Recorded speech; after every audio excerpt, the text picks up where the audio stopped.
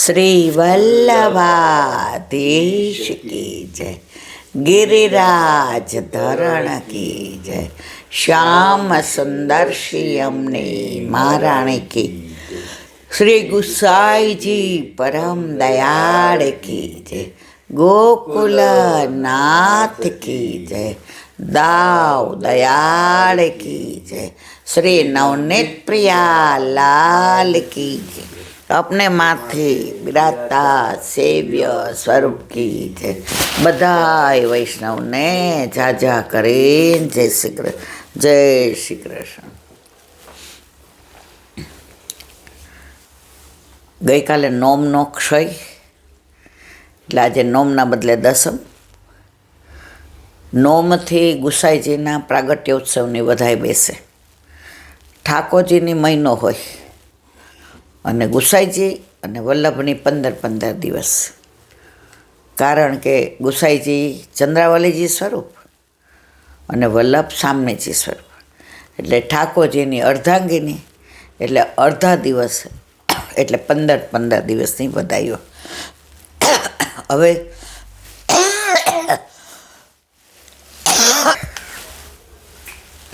તો ગુસાઈજીની આજથી પ્રાગટ્યોત્સવની વધાઈઓ 15 દિવસ સુધી, અને પછી માગસર સુદ નોમના દિવસે અને વદ નોમના દિવસે ગુસાઈજીનો પ્રાગટ્યોત્સવ। અત્યારે બધી શીતકાલની સેવા, શીતકાલની સામગ્રી, શીતકાલના કીર્તનો, શીતકાલના શૃંગાર, શીતકાલના વસ્ત્રના આભૂષણો। અત્યારે ઠાકોરજી જે 6 ઋતુ છે એમાં આ ઋતુમાં ઠાકોરજીના દર્શન ન થાય। મંદિરોમાં પણ અત્યારે ભોગ સંધ્યાનો આંટો આવે પછી શેરનો દર્શન થાય નહીં, કારણ કે અત્યારે શિયાળામાં શીત ઋતુમાં ઠાકોરજી સામનેજી વિના અને સામનેજી ઠાકોરજી વિના એક પળ પણ રહી ન શકે। એનું પ્રત્યક્ષ ઉદાહરણ, એકવાર ઠાકોરજી 16 શણગાર સજ્યા, સુંદર વસ્ત્ર આભૂષણ, કેસ સરસ સંવાર્યા અને ગોપીઓની પાસે આવ્યા, એટલે ગોપીઓએ આંખો બંધ કરી દીધી। ઠાકોરજી કે કેમ, મેં કાંઈ અવ્યવસ્થિત છું? મારો કાંઈ સ્વરૂપમાં ફેર છે? રેખું શ્રૃંગારમાં ફેર છે? દર્પણમાં તો હું જોઈને આવ્યો છું, તમે લોકો કેમ બધાએ મને જોઈને આંખો બંધ કરી દીધી? આમ તો તમે તરસતા હો છો મારા દર્શન માટે થઈને। ગોપીઓ હસવા માંડી। પ્રભુ કે આ નારદ જેવું નથી ને, કે મને બરાબર તૈયાર થતા ન આવડું હોય અને કંઈ એવો દોષ થયો હોય કે મારા શૃંગારમાં કાંઈ અભાવ હોય। પછી બધા કરતાં એમણે લલિતાજીને પૂછ્યું, લલી સચ્ચી સચ્ચી બતા, આજે તમે લોકોએ કેમ આવું કર્યું? હું સુંદર તૈયાર થઈને આવ્યો, 16 શણગાર સજ્યા, અને તમે લોકોએ મારું સામું દર્શન કરવાના બદલે, મારી સાથે વાત કરવાના બદલે બધાએ આંખો ઢાંકી દીધી। લલિતાજી, પ્રભુ ખોટું ના લગાડે તો એક વાત કરીએ।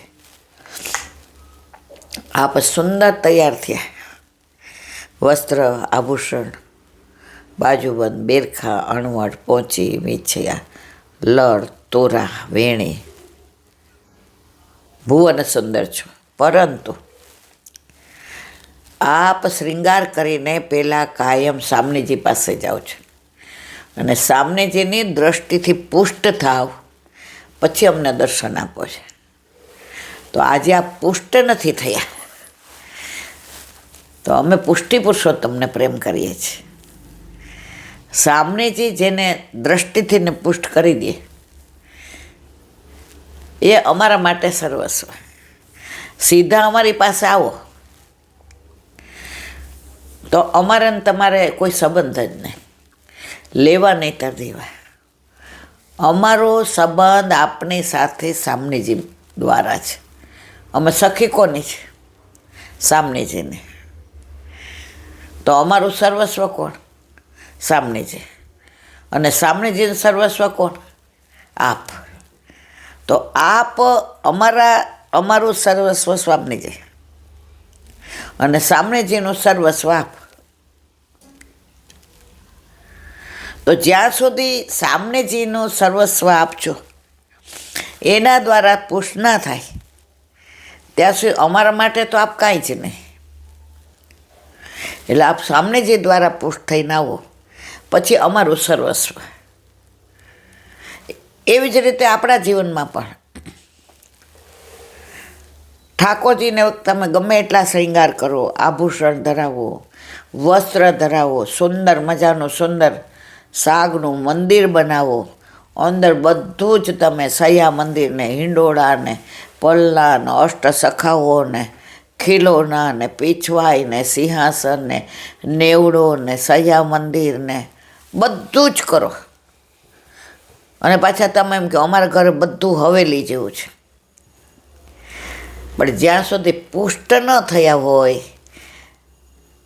તો જેવી રીતે ગોપીઓએ કીધું કે અમારા માટે આપ કાંઈ જ નહીં, એમ એ પ્રભુનો કોઈ મતલબ જ નથી. સામનેજી દ્વારા એટલે સ્વામનેજી કોણ? વલ્લભ. 3 સ્વરૂપે ભૂતલ પર બિરાજે. સામનેજી, આચાર્ય અને ઠાકોરજીના મુખારવિંદ સ્વરૂપ. તો સામનેજી દ્વારા પુષ્ટ ન થાય એટલે કે વલ્લભકુળ દ્વારા. અને વલ્લભકુળ સામનેજી એનું પ્રતીતિ કરાવે, એટલે આરતી કરતા હોય ને ત્યારે હાથમાં કડા હોય, કાનમાં કુંડળ હોય, ખભા ઉપર ચુંદડીના ભાવથીનો ઉપરણો હોય, કપોલ પર તિલક હોય. એ સામનેજીનું સ્વરૂપ છે. તો સામનેજી જ્યાં સુધી પુષ્ટ ના કરી દે ત્યાં સુધી તમે ગમે એટલું સુંદર મંદિર ને બધું હોય.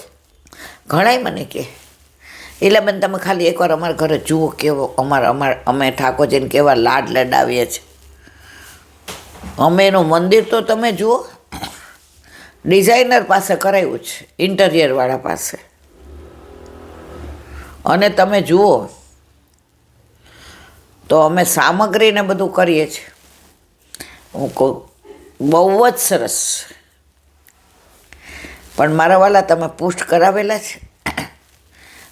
એક પાછા એમ કહો એક પુષ્ટ નથી કરાવ્યા, બાકી બધું તમારે જેમ જ કરીએ, કદાચ તમારાથી વધુ કરીએ. મેં કીધું એ બધું ચિત્રકારને જાય. તમે શ્રીજી પાવા છો? મને કે હા. બધું ચિત્રકારે ડ્રો કર્યું હોય ને તો એ ચિત્રકારને જાય બધું. પણ જો તમે વલ્લભકુળ પાસે પુષ્ટ કરાવ્યા છે તો એ સાક્ષાત પુષ્ટિ પુરુષોત્તમ છે. અને તો તમે ભલે મંદિરે નથી તમારી પાસે સોના ચાંદીના પાત્રય નથી, હીરા મોતીના તમારી પાસે આભૂષણય નથી, તમારી પાસે એવા ભારે વસ્ત્રય નથી, તમારી પાસે ચાંદીજીની જારી નથી, પિત્તળની ધરોજ કે જર્મનની ધરોજ કે સ્ટીલની ધરોજ. પ્રભુ એને સોનાની માનેલી. શું? પુષ્ટ થયેલા હોય તો. ઘણાના કરે અત્યારે એક રૂમ રસોડું હોય. હવે શહેરમાં તો ક્યાં જુદો ભંડારો રાખવાનો, જુદો ગેસ ને જુદું રસોડું ને બધું. અને અત્યારે બાળકો એટલા બધા આપણા ઉપર કૃપા કરે છે કે સમજે કે શહેરમાં હોય એક રૂમ રસોડામાં પોતાનો ફ્લેટ હોય બિચારાઓનો, તો આજ્ઞા આપે છે કે ના એ ધોઈને ચોખ્ખા કપડાં પહેરીને ઠાકોરજીને લાડ લડાવો, 4 દી ટાઈમનું પાડો ને લેટ્રિન જાઓ ત્યારે કપડાં બદલાવો ને નાહી લ્યો અને પ્રસાદી અને સામગ્રીનું ધ્યાન રાખો. લો આ પુષ્ટિ માર્ગ. તો હું કહું તમે ભલે 4 બાયના 4 ગોખલામાં આપણે જ્યાં ઠાકોરજી પુષ્ટ કરાવ્યા ત્યારે આપણે શું હતું? કશું. આટલું નાનું ઓલું મંદિર, એમાં ઓલા નવા રૂમાલ હતા ખબર છે, એ ઓઢાડતા ઠાકોરજીને. પૈસા હોય તો બધું લાવીએ ને. અને મને બરાબર યા સ્ટીલના જારીજી હતા, એ કોઈ વૈષ્ણવે પધરાવ્યા હતા. મેં કીધું ભાઈ પૈસા લઈ લો. એ કે બેન ત્યારે 4 રૂપિયાના આવ્યા હતા. મેં કીધું ભાઈ 4 રૂપિયા. ત્યારે આપણી પાસે કશું હોય જ નહીં, પણ યથા દેહે તથા દીવે. આપણે 50 તોલા સોનું પહેરીએ અને ઠાકોરજીને 4 રૂપિયાની માળા ધરાવીએ. પ્રભુ કે આવો તાણું વાણું ન હાલે. તને આપ્યું જ કોણે બધું? જેણે આપ્યું એને ન દઈએ? અમે એકવાર નાથ દ્વારા ગયા હતા, નાથ દ્વારા. ત્યારે તમે નહોતા, વર્ષો પહેલાં. તો ત્યાં એક વૈષ્ણવના લગ્ન હતા. એટલે ત્યારે કાંઈ બહુ મને કોઈ ઓળખતો નહીં, પણ મારી સાથે જે વૈષ્ણવ હતા ને એના સંબંધી હતા. એટલે કે આવજો તમે રિસેપ્શનમાં. એટલે ઓલા બેન કે ના, અમારે તો પછી સવારે જવું એટલે રાતના મોડું થાય ને. એ કે મોડું નહીં થાય, અમારે રિસેપ્શન 7 થી 9:30નું છે. કારણ કે અમારે ઉદયપુરથી પ્લેન છે, એટલે અમારે નીકળી જવું છે. કંઈક અમેરિકાથી આવ્યા હતા કે બહુ મને યાદ નથી. તો એની ઝાકમ જોડ જોઈને મને એમ થઈ ગયું. એના મંડપ ને એનું બધું તમે જુઓ તો ડેકોરેશન ને અમને આગ્રહ કરીને કે જમીને જ જાઓ. એટલે જમવાનું તમે જુઓ તો તમે 100 વેરાયટી હશે, તમે 4 માંડ ચાખી શકો. પછી મારી ભેગા જે બેન હતા ને એ આમ આખા બોલા હતા. એટલે કેવા ગયા કે હાલ હવે કઈ આવીએ. મને કે એલા 30 વર્ષ પહેલાં તો હું નાની હોઉં ને, 40 વર્ષની.